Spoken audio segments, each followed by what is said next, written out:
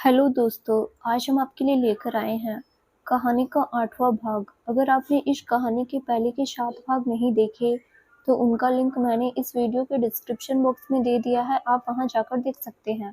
तो चलिए आगे की कहानी शुरू करते हैं। थोड़ी देर बाद दोनों ही ऑफिस पहुंच गए और पहले की तरह मानवी ऑफिस के आने से पहले ही ऋषभ की कार से उतर गई और ऑफिस के अंदर चली गई।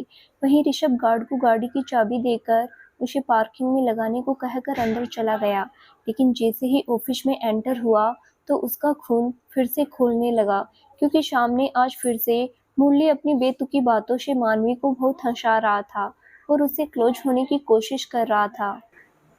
वहीं मानवी भी उसके साथ हंसते मुस्कुराते हुए बात कर रही थी, क्योंकि वो उसे अपना बहुत अच्छा दोस्त मानने लगी थी। लेकिन जब उसकी नज़र जब ऋषभ पर पड़ी तो उसे कल की ऋषभ की बातें और हरकतें याद आ गई। तो उसने मुरली से एक्सक्यूज मी कहा और अपने केबिन की ओर चली गई।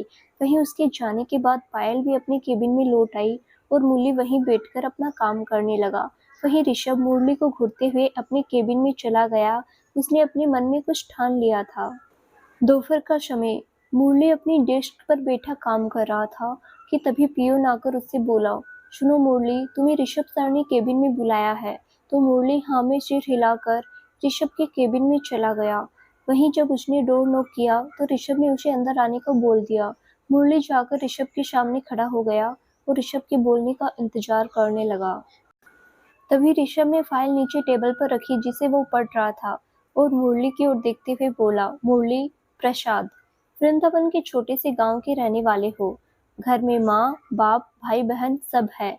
क्वालिफिकेशन भी अच्छी है, तभी इतनी बड़ी कंपनी में जॉब मिल गई। लेकिन क्या काम भी उतना ही अच्छा कर रहे हो? फिर अपनी पास से एक लेटर उसकी तरफ टेबल पर रखते हुए बोला, ये लीजिए आपका ट्रांसफर लेटर, आपको यहाँ से दिल्ली वाले ऑफिस में शिफ्ट किया जा रहा है। इसीलिए जाइए अपना सामान पैक कीजिए, क्योंकि परसों से ही आपको वहां पर ज्वाइनिंग करनी है।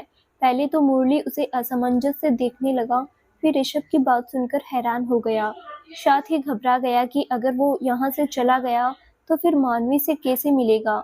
यही सोचकर वो ऋषभ से बोला, हम कुछ समझे ना है सर, हमसे कच्छो गलती हुई है क्या जो आप ऐसन बातें कर रहे हो? और हमारा ट्रांसफर क्यों हमें यहीं रहने दीजिए ना, हम वादा करते हैं आगे से अपना काम पूरी लगन से करेंगे। तो ऋषभ अपनी चेयर से खड़ा हुआ और मुरली के पास आकर उसकी कॉलर ठीक करते हुए उसी की भाषा में उससे बोला, नहीं, आपसे कच्छो गलती ना हुई मुरली जी, बल्कि आपने तो पाप कियो है, जानत है कैसे। उसकी बात सुनकर मुरली हैरान रह गया और एकदम घबराते हुए ऋषभ से बोला, पाप, और वो भी हमसे? नहीं तो सर, हमने तो कच्छू नहीं किया। तो ऋषभ उसकी गर्दन में हाथ डालते हुए उसे खींचते हुए अपने साथ विंडो के पास ले गया और जहां से बाहर मानवी का केबिन दिख रहा था और बाहर की ओर देखते हुए मुरली बाहर की ओर इशारा करते हुए बोला, वहां पर सामने देखो, जब तुम्हें सब कुछ समझ में आ जाएगा। उसकी बात सुनकर मुरली ने सामने देखा तो उसे कुछ दिखाई नहीं दिया, सिवाय मानवी के जो अपने केबिन में बैठी लैपटॉप पर कुछ काम कर रही थी। तो मुरली मुश्किल से अपनी गर्दन ऋषभ की ओर घुमाते हुए बोला, वहाँ तो कोई भी नहीं है सर, वहाँ तो परी जी। फिर अपनी बात संभालते हुए, मतलब मानवी जी है। वहीं ऋषभ को उसका मानवी को परी कहना नागवार गुजरा और उसने गुस्से में एक मुक्का मुरली के मुंह पर जड़ दिया। मुरली पीछे को गिरने लगा तो ऋषभ ने उसे पकड़कर उसकी कॉलर से पकड़ते हुए गुस्से में उसकी आंखों में देखकर बोला, अबे ओ सूखे हुए आम की गुठली, अभी एक उल्टे हाथ का पड़ा ना तो ये जो उस परी को अपना बनाने के सपने तेरी आंखों में पल रहे हैं ना, सभी पंख लगाकर उड़ जाएंगे। आज के बाद अगर मानवी की तरफ नजर उठाकर भी देखा और उससे फ्लर्ट करने की कोशिश की तो तेरी आंखें और जबान दोनों ही निकाल लूंगा। फिर तुझे तेरे नाम की तरह ही बजाकर सीधे तेरे भगवान श्री कृष्ण के पास ट्रांसफर कर दूंगा। ऋषभ की मार पड़ने से और उसकी बातें सुनने के बाद मुरली बहुत ज्यादा घबरा गया, लेकिन फिर भी हिम्मत करके ऋषभ से बोला, तो हम उनसे फ्लर्ट करें या उनके साथ हंसी ठिठोली करें या उनको परिचय कहे या अपना बनाने के सपने देखे, उससे आपको का है, ये तो हमारा मन है। और फिर हमरे व्यवहार से मानवी जी को कोनो तकलीफ नहीं, तो फिर आपको का प्रॉब्लम है। तो ऋषभ वैसे ही उसे पकड़े हुए गुस्से में उससे बोला, वो इसलिए बेटा कि जोन पर तुम लाइन मार रहे हो ना, ऊना हमरी मेहरारू है। उसकी बात सुनकर मुरली की आंखें हैरानी से फैल जाती है। उसे हैरान देखकर ऋषभ फिर से बोला, का ना ही समझे। मेहरारू मतलब लुगाई, धर्मपत्नी, अर्धांगिनी, बीवी, वाइफ। इसीलिए आज के बाद कभी भी उसके करीब दिख मत जाना, वरना हम तुम्हारा वो हाल करेंगे कि तुम सोच भी नहीं सकते। इतना कहकर उसे छोड़ देता है। उसके बाद से मुरली बहुत डर जाता है और तुरंत झुककर ऋषभ के पैरों को पकड़ लेता है और गिड़गिड़ाते हुए ऋषभ से बोला, हमको माफ कर दो सर, हमको नहीं पता था कि मैडम आपकी वाइफ है। आपसे हम ऊ की तरफ देखेंगे भी नहीं, बल्कि हम तो ऊ को बिल्कुल नहीं, बहन की तरह देखेंगे। पर प्लीज हमें काम से मत निकालना, बहुत मुश्किल से हमें एक जॉब मिली है। तो ऋषभ उसकी तरफ देखते हुए बोला, जानता हूँ मैं फेक क्वालिफिकेशन बनाकर आ तो गए हो यहाँ पर, लेकिन काम समझ नहीं आ रहा। मैंने तुम्हें कब का जॉब से निकाल दिया होता, लेकिन तुम्हारे परिवार की आर्थिक स्थिति को देखकर मैं चुप था। साथ ही एक बहन की शादी की जिम्मेदारी भी तुम पर है, इसीलिए तुम्हें छोड़ रहा हूँ। वरना झूठ की बुनियाद पर मैं किसी को अपने ऑफिस में नहीं रखता। इसीलिए अब से तुम दिल्ली वाले ऑफिस में काम करोगे। तो मुरली ने हाँ में सिर हिलाकर चुपचाप से बाहर निकल गया। वहीं ऋषभ उस विंडो ग्लास से मानवी को देखते हुए बोला, जो भी नजरें तुम्हें मेरे अलावा उस नजर से देखेगी, मैं उन सभी नजरों को तुमसे कोसों दूर कर दूंगा।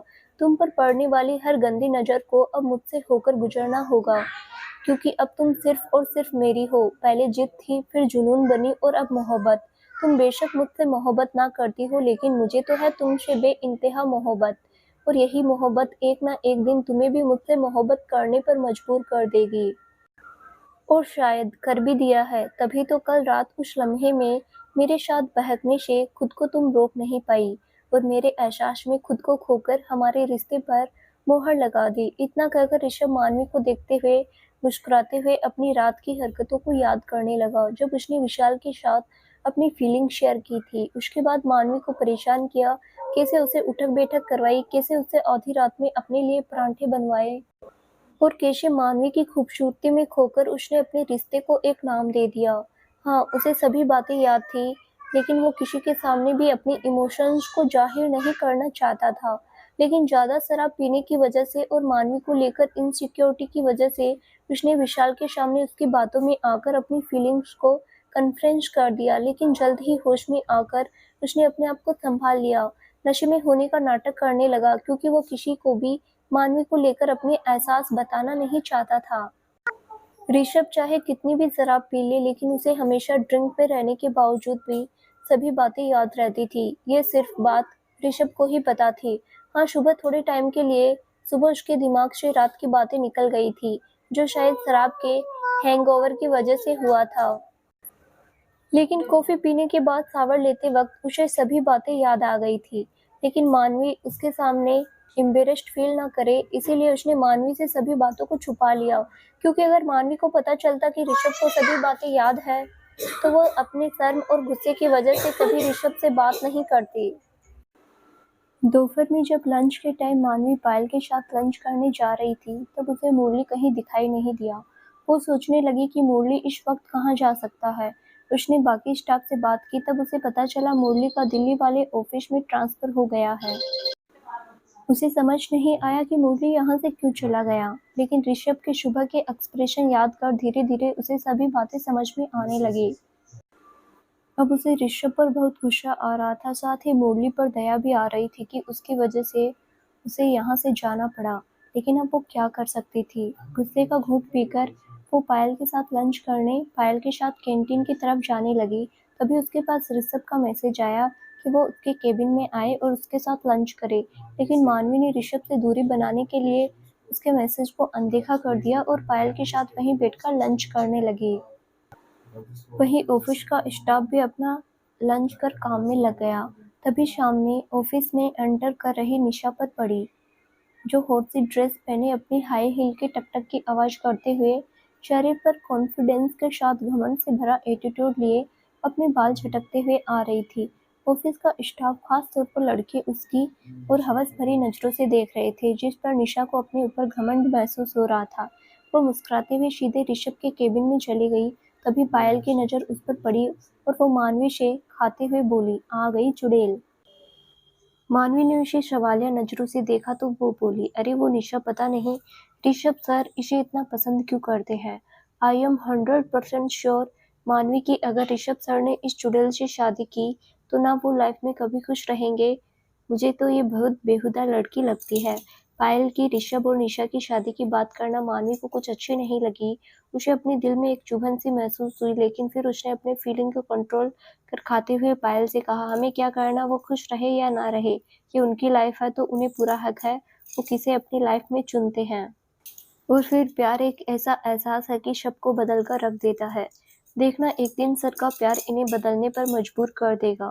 अब चुपचाप से अपना खाना खाओ। उसकी बात सुनकर पायल हाँ में सिर हिलाकर खाने लगी और मानवी से बोली, चलो उनके बारे में ना सही लेकिन तुम्हारे बारे में तो बात कर सकते हैं। तो बताओ तुम्हारी लाइफ में कोई है क्या जिसे तुम बेहद चाहती हो, या फिर नहीं भी है तो तुम्हें कैसा लाइफ पार्टनर चाहिए। उसकी यह बात सुनकर मानवी की आंखों के आगे अपनी और ऋषभ की शादी आ जाती है और साथ ही ऋषभ का चेहरा और उसका परेशान करना उसे याद आने लगता है। लेकिन तभी उसे मोक्ष की हरकतें याद आ जाती है और याद आता है अपना बीता हुआ कल जो उसने अपने जज्बातों को काबू किया और पायल से बोली, ना तो मेरी लाइफ में कोई है ना मुझे कोई चाहिए, मुझे अपनी लाइफ में सिर्फ फ्रीडम चाहिए। मैं अपनी शर्तों पर जीना चाहती हूँ, ना किसी और के साथ उसके इशारों पर। इसीलिए अपनी इन फालतू बातों को छोड़ो और खाने पर ध्यान दो, वरना अभी लंच खत्म हो गया तो रात तक भूखा रहना पड़ेगा। वो थोड़ा गुस्से में कहती है जिससे पायल उसके बिहेवियर को समझ नहीं पाती, लेकिन फिर उससे बिना कुछ कहे अपना खाना खाने लगती है।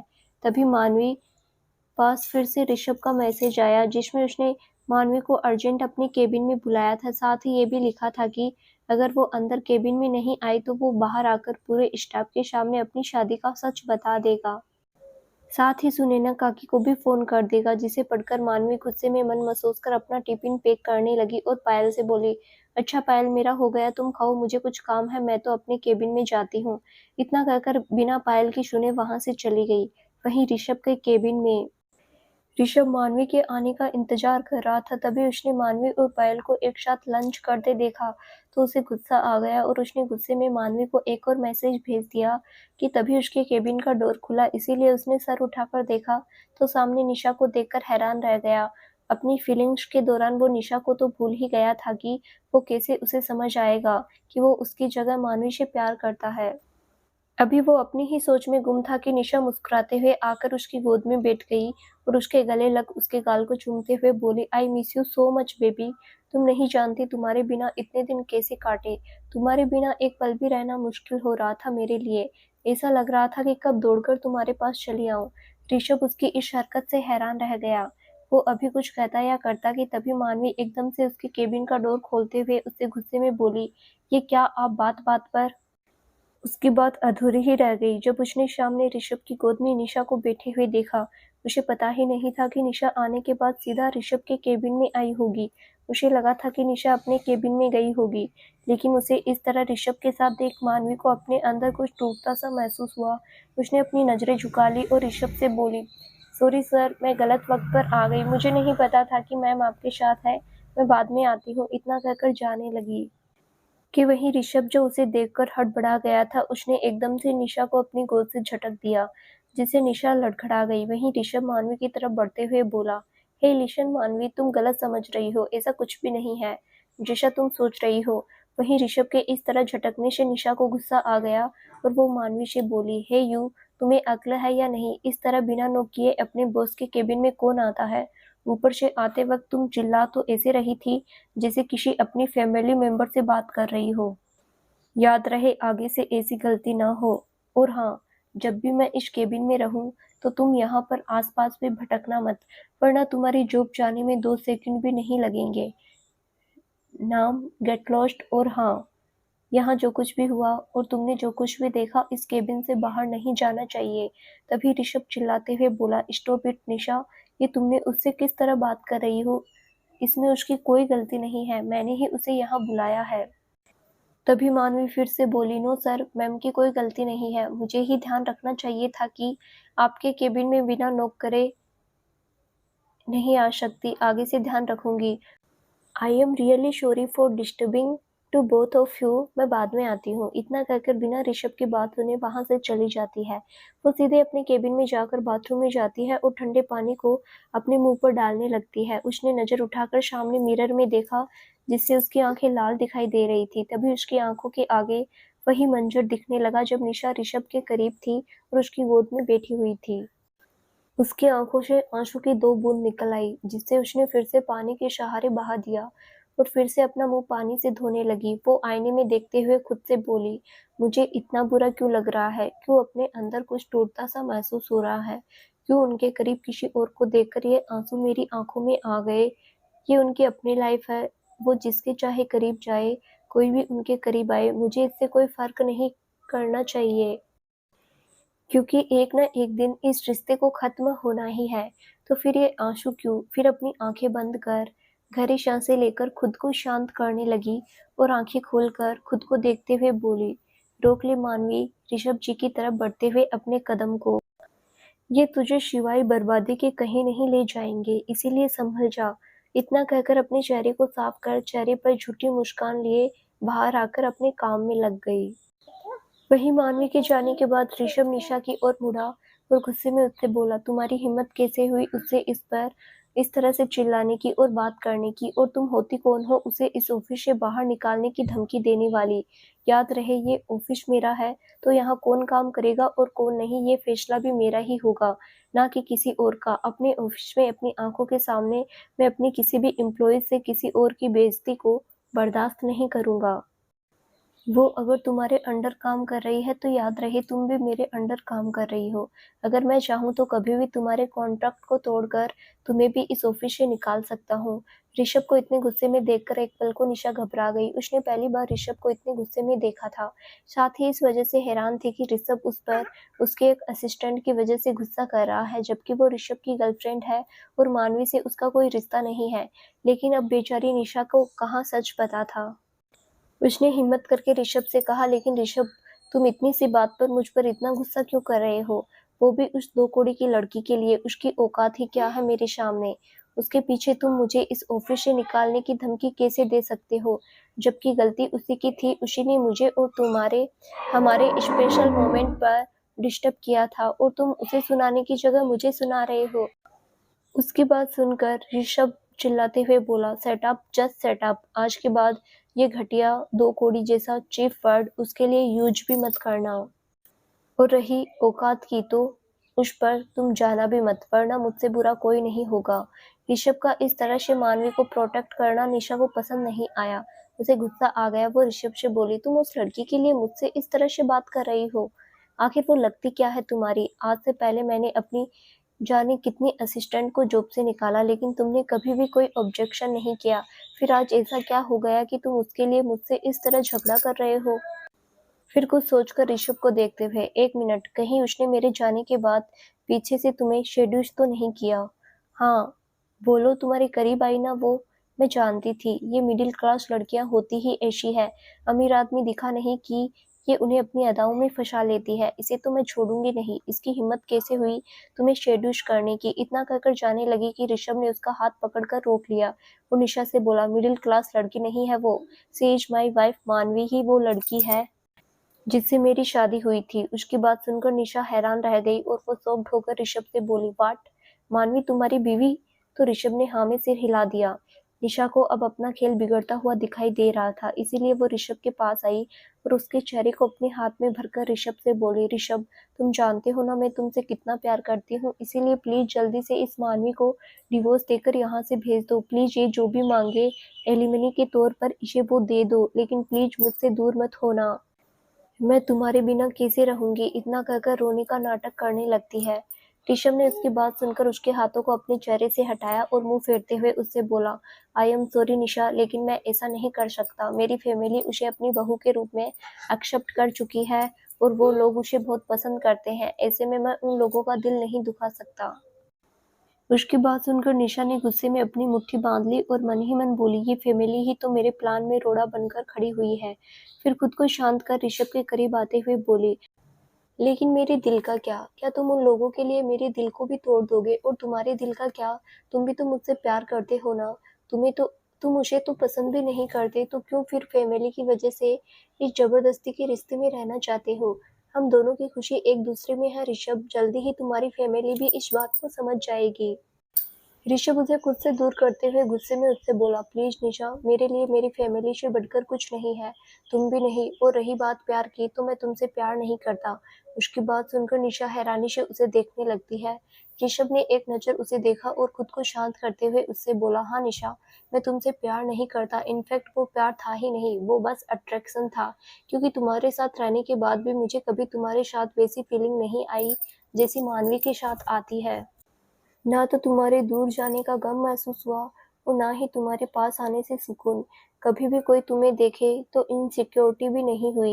लेकिन एक बात तुम भी जानती हो, इस 2 महीने के रिश्ते में मैंने कभी भी अपनी लिमिट क्रॉस नहीं की, इवन एक किस भी नहीं की। इसीलिए अब मैं तुम्हारे साथ और नहीं रह सकता, क्योंकि मैं समझ चुका हूँ, मुझे मेरी पूरी लाइफ के लिए मानवी का साथ चाहिए, तुम्हारा नहीं। जानता हूँ तुम इस वक्त हर्ट हुई होगी मेरी बातों से, लेकिन इन बातों को अभी कहना ही सही था। अगर तुम्हें और बाद में बताता तो शायद तुम्हें तकलीफ इससे ज़्यादा होती। इसीलिए अभी कहना ज़रूरी था, लेकिन एक दोस्त की तरह मैं हमेशा तुम्हारे साथ रहूँगा। लेकिन जो रिश्ता तुम मुझसे आगे एक्सेप्ट कर रही थी वो मैं कभी तुम्हें नहीं दे पाऊँगा। क्योंकि मैंने उसके लिए मानवी को चुन लिया है, इसीलिए मैं तुमसे भी यही एक्सेप्ट करता हूँ कि अब तुम हमारे बीच अगर कुछ रखना चाहती हो तो वो सिर्फ दोस्ती होगी, उससे ज़्यादा और कुछ नहीं। वरना तुम चाहो तो इस दोस्ती को भी तोड़ सकती हो, लेकिन याद रहे, आगे से कभी मानवी को इंसल्ट करने की कोशिश मत करना, वरना दोस्ती भूलने में मुझे भी वक्त नहीं लगेगा। इतना कहकर अपनी केबिन से बाहर निकल जाता है और मानवी के केबिन की ओर जाने लगता है। वहीं ऋषभ की बातों को सुनकर निशा अवाक सी रह गई थी। उसे समझ नहीं आ रहा था कि ये सब क्यों हुआ, कैसे हुआ। उसने कितनी मुश्किल से ऋषभ को अपने जाल में फंसाया था और मानवी ने आकर 2 दिन में ही उसके खेल को बर्बाद कर दिया। उसने गुस्से में अपने हाथ को जोर से डेस्क पर दे मारा और गुस्से में खुद से बोली, आई हेट यू मानवी, मैं तुमसे बहुत नफरत करती हूँ, इतनी कि तुम सोच भी नहीं सकती। आगे तुम्हारे साथ क्या-क्या होने वाला है, मैं तुम्हें ऋषभ की नज़रों में इतना नीचे गिरा दूँगी कि ऋषभ तुम्हें छोड़कर खुद चलकर मेरे पास आएगा और मेरा हाथ थामेगा। ये मेरा वादा है तुमसे। वहीं ऋषभ जो मानवी के केबिन में जा रहा था, तभी उसे पीयूष का कॉल आ गया जो उसे अर्जेंट मीटिंग में बुला रहा था। उसने एक नज़र मानवी को देखा जो अपने काम में व्यस्त थी, तो वो बाद में बात करने का सोचकर मीटिंग के लिए निकल गया। दोपहर से शाम कब हुई पता ही नहीं चला। मानवी ने अपना सामान पैक किया और टैक्सी के लिए वेट करने लगी, तभी उसके पास ऋषभ का मैसेज आया जो उसके लिए गाड़ी में बैठकर थोड़ी दूरी पर वेट कर रहा था। मानवी ने मैसेज को अनदेखा कर दिया और टैक्सी में बैठकर शैगल मेंशन के लिए निकल गई। वहीं ऋषभ जो उसका इंतजार कर रहा था, उसे मानवी की इस हरकत पर बहुत गुस्सा आया। उसने टैक्सी का पीछा किया तो सिग्नल रेड होने पर उसकी गाड़ी को रुकना पड़ा। वहीं मानवी की टैक्सी आगे निकल गई। थोड़े समय में 5 मिनट की देरी पर ही दोनों घर पहुंचे। तो ऋषभ, जो मानवी की हरकत से गुस्से में था, उससे बात करना चाह रहा था। उसने मानवी को रोकना चाहा, लेकिन मानवी उसे अनदेखा कर अंदर की ओर बढ़ गई। वहीं ऋषभ भी गुस्से में तेज कदमों से चलकर उसके पीछे आया। वो उससे कुछ बोलता कि तभी उसकी नज़र एकदम से मानवी के डरे सहमे चेहरे पर पड़ी, जो सामने की ओर देख रही थी। उसने भी सामने देखा तो हैरान रह गया। सामने सोफे पर सुनैना काकी सभी लोगों से बात कर रही थी। सभी लोग सीरियस नजर आ रहे थे। जैसे ही सुनैना की नज़र ऋषभ और मानवी पर पड़ी तो वो अपनी जगह से उठकर खड़ी हो गई। वहीं उन्हें देखते ही मानवी की आंखें नम हो गई थी। मानवी धीरे-धीरे चलकर उनके पास आई। वो उनसे कुछ कहने ही वाली थी कि तभी सुनैना जी ने उसकी तरफ गुस्से में अपना मुंह फेर लिया और जानवी जी से बोली, अच्छा जानवी जी, बहुत देर हो गई, अब मुझे चलना चाहिए, पहुंचने में भी वक्त लगेगा। इतना कहकर जाने लगी। उनकी बेरुखी से मानवी की आंखों से आंसू बह निकले। वहीं उनकी नाराजगी को देखकर जानवी जी उन्हें समझाते हुए बोली, लेकिन सुनैना जी, एक बार मानवी की बात तो सुन लीजिए, उसे अपनी सफाई में कुछ कहने का मौका तो दीजिए। वैसे भी मैं जानती हूँ इस सब में मानवी से ज्यादा ऋषभ की ही गलती थी। अगर वो मानवी को अपने साथ रहने के लिए मजबूर नहीं करता तो ऐसी सिचुएशन ही पैदा नहीं होती और वो आपको सच जरूर बताती। उनकी बात सुनकर सुनैना जी व्यंग्य से मानवी को देखते हुए उनसे बोली, माफ कीजिए जानवी जी, लेकिन कोई भी मजबूरी इतनी बड़ी नहीं होती जो एक बेटी को माँ से बात छुपाने को मजबूर कर दे। मैंने इसे हमेशा अपनी बेटी माना और बेटी की तरह ही प्यार किया, लेकिन शायद मेरे प्यार में ही कोई कमी रह गई जो ये मुझसे अपनी माँ का दर्जा नहीं दे पाई। चलिए मानती हूँ, जब ये दोबारा मुंबई आई तब ऋषभ ने इसे मजबूर कर दिया। अपने साथ रहने के लिए, लेकिन इसे सच तो मुझे तभी बता देना चाहिए था जब उन लोगों ने इसे मजबूर करके अपनी ढाल बनाया था, लेकिन शायद मैं ही इसके दिल में वो जगह नहीं बना पाई कि ये खुलकर अपनी परेशानी मुझसे कह सके। बेशक उन्होंने ये बात मानवी को ताना देते हुए जानवी जी से कही थी। इस बात को मानवी भी समझ रही थी। उनकी बात सुनकर मानवी ने उनके पास आकर उनके दोनों हाथ कसकर पकड़ लिए और रोते हुए बोली, आई एम सॉरी काकी, प्लीज मुझे माफ कर दो।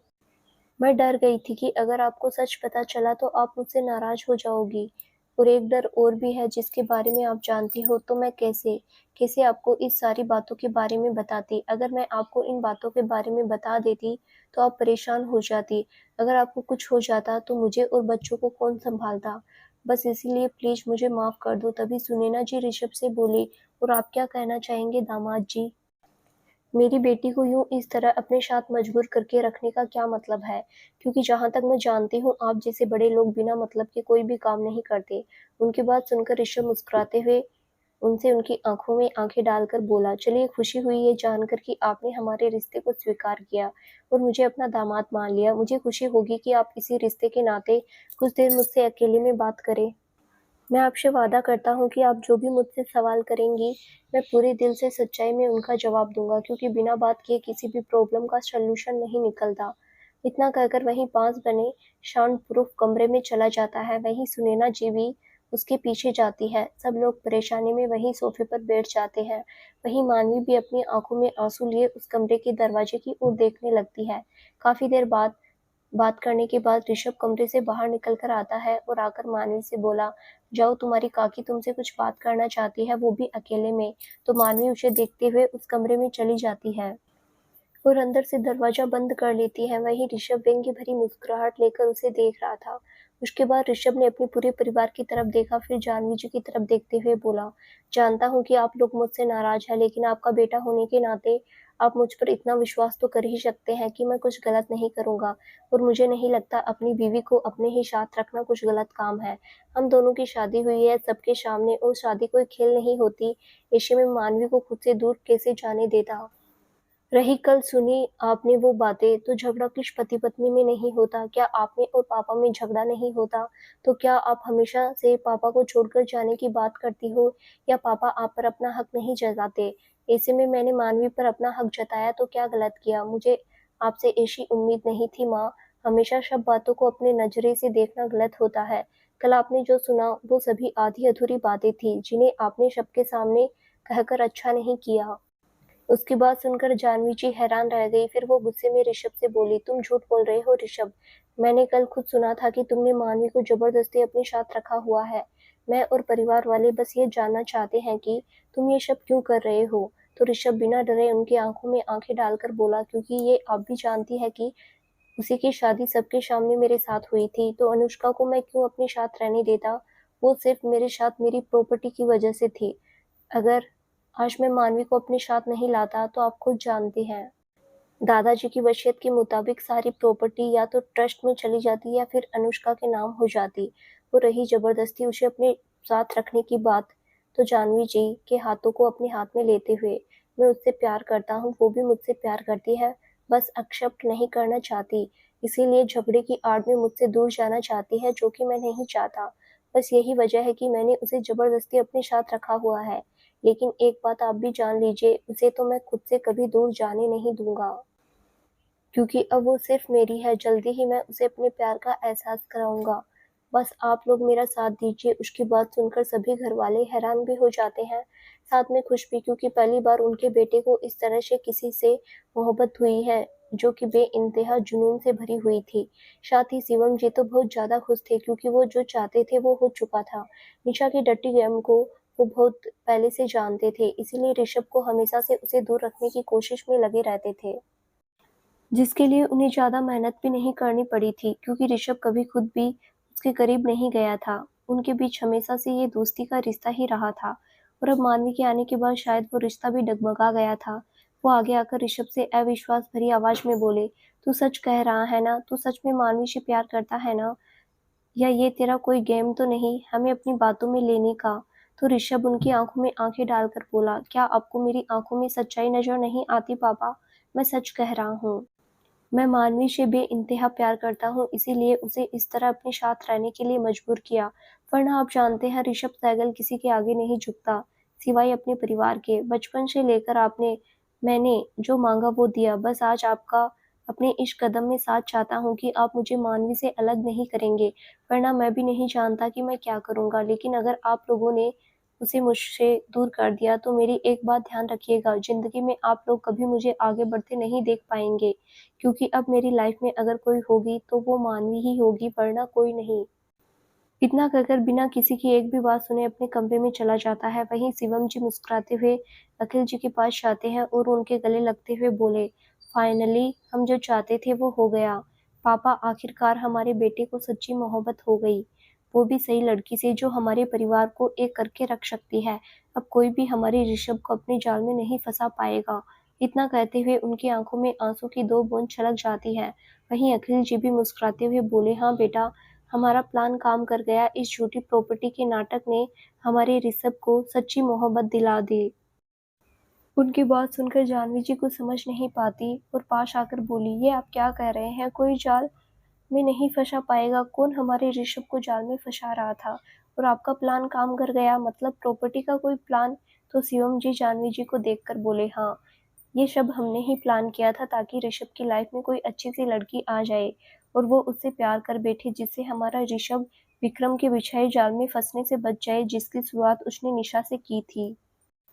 इतना कहकर जाह्नवी जी को सारी बातें बताने लगते हैं, जिसे सुनकर जाह्नवी जी हैरान रह जाती है और वो हैरानी से बोली, इतना बड़ा खेल, वो भी हमारे ऋषभ के साथ? वो तो भला हो ईश्वर का कि अनुष्का की जगह मानवी हमारे ऋषभ की जिंदगी में आ गई और मैं पागल उसे ही अपनी लाइफ से दूर करने चली थी। अच्छा हुआ जो वक्त पर सभी बातें पता चल गई और इन बातों को जानने के बाद अब तो मैं भी मानवी को कभी यहाँ से जाने नहीं दूंगी।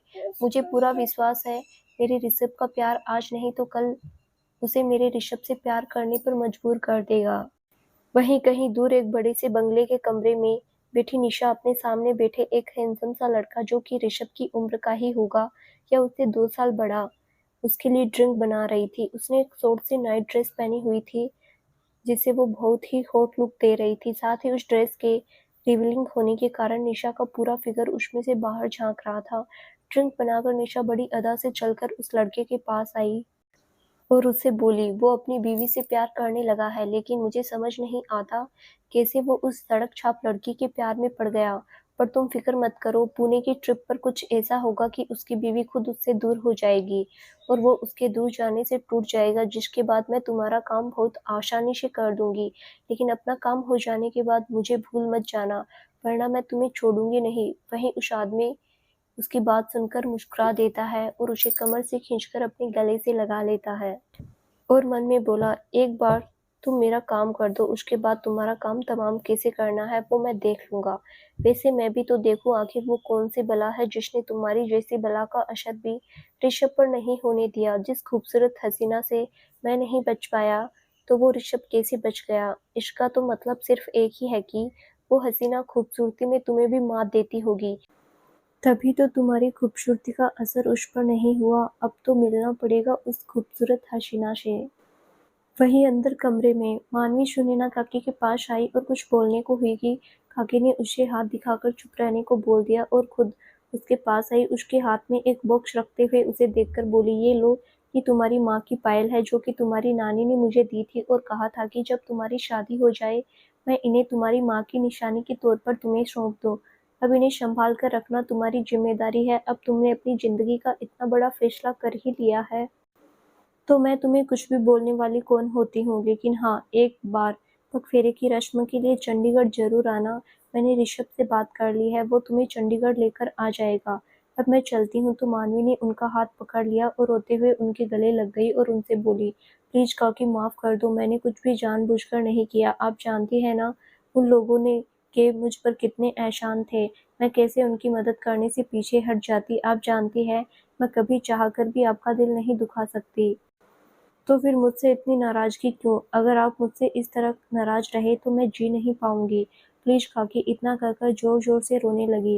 वहीं उसे इस तरह रोते देखकर काकी का दिल भी पिघल गया। उन्होंने उसे अपनी बाहों के घेरे में ले लिया और प्यार से उसका सर सहलाने लगी। तभी मानवी ने अपने हाथ से अपने आंसू साफ किए और काकी से बोली, चलिए काकी, हम दोनों ही यहाँ से चलते हैं। अब हम लोग यहाँ बिल्कुल नहीं रहेंगे। मैं ना चंडीगढ़ में ही कोई अच्छा सा काम ढूंढकर वहीं पर जॉब कर लूँगी, लेकिन यहाँ कभी नहीं आऊँगी। हम लोग यहाँ के बड़े लोगों से बहुत दूर चले जाएंगे, जहाँ ये लोग अपने एहसानों का बदला हमें मजबूर करके ना मांगे। उसकी बात सुनकर काकी को उस पर बहुत गुस्सा आया और गुस्से में उससे बोली, तू पागल है क्या मानवी? यूँ इस तरह कोई अपने घर परिवार को छोड़कर जाता है क्या? अरे तेरी शादी हुई है, यहाँ तू बहू है इस घर की। ये सब लोग अब तेरे अपने हैं, तेरा परिवार है। खबरदार अगर आज के बाद इस तरह यहाँ से जाने की बात की तो मानवी भी गुस्से में उनसे बोली, कौन सी शादी? मैं नहीं मानती शादी को जिसके लिए मुझे मजबूर किया गया, और ना ही ये परिवार मेरा है। अब तक मैं चुप इसलिए थी क्योंकि आपको और इन लोगों को सच पता नहीं था, लेकिन अब मुझे चुप रहने की कोई ज़रूरत नहीं। रही शादी की बात, तो जल्दी ही मैं ऋषभ को डिवोर्स पेपर भेज दूंगी। उसकी डिवोर्स वाली बात सुनकर सुनैना जी को उस पर बहुत गुस्सा आया।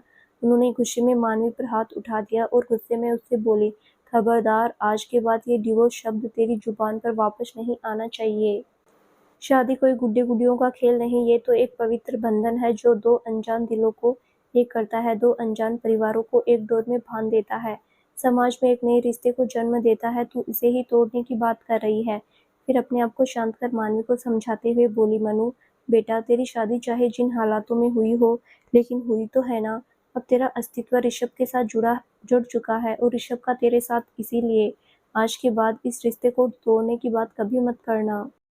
और मेरा ये मानना है, ये रिश्ता भले ही तुम दोनों की नामंजूरी से जुड़ा हो, लेकिन उस ईश्वर ने इसे अपनी मंजूरी बहुत पहले ही दे दी थी। इसीलिए तुम दोनों इस रिश्ते में बंधे, तो उसे तोड़ने का अधिकार भी उसी विधाता को है, ना कि तुम्हें।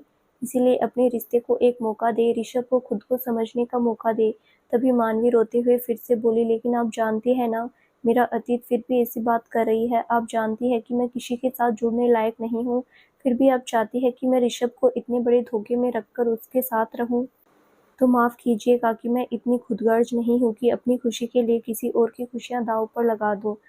तो काकी ने समझाते हुए कहा, मैंने कब कहा तू ऋषभ को धोखे में रखकर उसके साथ आगे बढ़। मैंने सिर्फ इतना कहा कि अपने रिश्ते और ऋषभ को एक मौका दे। धीरे धीरे इस रिश्ते को आगे बढ़ा। और रही अतीत की बात, तो जो कुछ भी तेरे साथ हुआ था उसमें तेरी कोई गलती नहीं है। वो सब तेरी किस्मत का लिखा है, और इतिहास गवाह है कि इस बात की होने को कोई नहीं टाल पाया है। लेकिन ये बात समझा समझा कर मैं तुझे थक गई हूँ। तू समझने को तैयार ही नहीं। अतीत को हम बदल नहीं सकते, लेकिन अपना भविष्य संवारने के लिए हम एक कोशिश तो कर ही सकते हैं। इसीलिए मैं चाहती हूँ कि तू भी ये कोशिश कर। और रही ऋषभ की बात, तो उनकी आंखों में मैंने तेरे लिए वो एहसास देखे हैं जो शायद तूने भी नहीं देखे। और मेरी उम्र का तजुर्बा कहता है कि तेरा अतीत जानने के बाद भी ऋषभ को वो एहसास तेरे लिए कभी नहीं बदलेंगे, बल्कि वो और बढ़ जाएंगे। सुनैना जी के लाख समझाने के बाद भी मानवी उनकी बात नहीं मान रही थी। इसीलिए सुनैना जी एक आखिरी कोशिश करते हुए बोली, तू क्या चाहती है कि लोगों के आगे मेरा सर झुके, लोग मेरी परवरिश पर सवाल उठाए कि मैं एक लड़की जिसे मैं अपनी बेटी मानती हूँ उसे ठीक से संस्कार भी नहीं दे पाई, जो कि शादी होने के बावजूद भी अपने पति को छोड़कर, अपने ससुराल को छोड़कर मायके में आकर बैठ गई है। यही चाहती है ना कि लोगों के सामने शर्मिंदा होकर शर्म से मेरा सर झुक जाए। तो मानवी उनके हाथ को अपने हाथ में लेकर नाव में सिर हिलाते हुए रोते हुए बोली, नहीं काकी, मैं ऐसा क्यों चाहूँगी? मैं भले ही आपको काकी कहती हूँ, लेकिन मेरा मन जानता है कि मैंने कभी आपको अपनी माँ से कम नहीं समझा। उस माँ ने तो कभी मिली नहीं, आपके रूप में ही उनका प्यार पाया है। तो मैं क्यों चाहूँगी कि मेरी वजह से आपको शर्मिंदा होना पड़े। तो काकी उसका हाथ अपने हाथ में लेकर बोली, तो फिर वादा कर कि आज के बाद कभी भी इस घर परिवार को छोड़कर जाने की बात नहीं करेगी, और आगे से पूरे दिल से इस परिवार के प्रति और ऋषभ के प्रति अपने सभी कर्तव्यों को निभाएगी और अपने रिश्ते को एक मौका जरूर देगी। उनकी बात सुनकर मानवी अपना सर नामे हिलाने लगती है, साथ ही अपने हाथ पीछे खींचने लगती है कि काकी उसका हाथ कसकर पकड़ लेती है और उसकी आंखों में देखते हुए बोली, तुझे मेरी कसम मानवी, अगर तूने मेरी बात नहीं मानी तो तू अपनी काकी का मरा हुआ मुंह देखेगी। उनकी बात सुनकर मानवी अपना एक हाथ उनके मुंह पर रख देती है और गुस्से में उनसे बोली, आप पागल हो गई हो क्या? ऐसी बातें कौन करता है, वो भी अपनी एक बात मनवाने के लिए? आपको अंदाजा भी है अगर आपको कुछ हो गया तो मेरा और उस अनाथ बच्चों का क्या होगा जो आप में ही अपनी माँ को देखते हैं। तो काकी उसका हाथ अपने मुंह से हटाते हुए बोली, पहले वादा कर। वहीं मानवी अपने मन में सोचने लगी, हे भगवान, ये काकी ने मुझे किस दुविधा में डाल दिया। इस रिश्ते को आगे बढ़ाने के लिए सिर्फ मेरी ही मर्जी मायने नहीं रखती, बल्कि ऋषभ जी की भी रखती है। लेकिन वो तो किसी और से प्यार करते हैं, तो मैं कैसे उन्हें अपने साथ रखने के लिए कह सकती हूँ, और कैसे उनके उस प्यार को पाने की चाह रख सकती हूँ जिस पर मेरा कोई हक ही नहीं। मुझे पता है आज नहीं तो कल ऋषभ जी मुझे इस रिश्ते से आज़ाद कर ही देंगे, पर ये बात काकी को कैसे समझाऊं। उसने अपने आप को संभाला और काकी को वादा करते हुए बोला, ठीक है, मैं आपसे वादा करती हूँ कि इस परिवार के प्रति मैं अपनी सभी कर्तव्यों को निभाऊंगी। साथ ही मैं इस रिश्ते को अपनी तरफ से निभाने की पूरी कोशिश करूंगी, जिससे आपको कभी भी किसी की नज़रों में शर्मिंदा ना होना पड़े। उसकी बात सुनकर काकी खुश हो जाती है और दोनों कमरे से बाहर निकल जाते हैं। तो सुनैना जी सभी से प्रणाम करते हुए बोली, अच्छा जी, अब मैं चलती हूँ, कभी हमारे चंडीगढ़ आइएगा, आपकी खातिर नवाजी करने का मौका हमें भी दीजिएगा। उनकी बात पर सभी मुस्कुरा देते हैं। वहीं जानवी जी आगे आकर उनसे बोली, धन्यवाद सुनैना जी, पर आप अकेली जा रही हैं या फिर मानवी भी आपके साथ। वो इतना ही कह पाती है कि सुनैना जी उनकी बात बीच में ही काटते हुए बोली, वो अब आपके घर की बहू है, जानवी जी आपके घर की इज्जत। शादी चाहे किन्हीं हालातों में क्यों ना हुई हो, लेकिन हुई तो है ना, इसीलिए अब आपके घर की इज्जत हमेशा आपके घर में ही शोभा बढ़ाएगी। आप फिक्र मत कीजिए, अब उसका पहला परिवार ये है तो वो यहाँ से कैसे जा सकती है, और ना ही मैं उसे लेकर जा सकती हूँ, और वो उस घर की बेटी होने से पहले इस घर की बहू है, आज्ञा दीजिए। उसकी बात सुनकर जानवी जी बहुत खुश हो जाती है। वहीं सुनैना जी आखिरी बार मानवी से गले मिलकर शैगल मेंशन से निकल जाती है। तो दोस्तों, आगे क्या होगा जानने के लिए इस कहानी का अगला भाग जरूर देखें, जो बहुत जल्द ही इस चैनल पर प्रसारित किया जाएगा। धन्यवाद।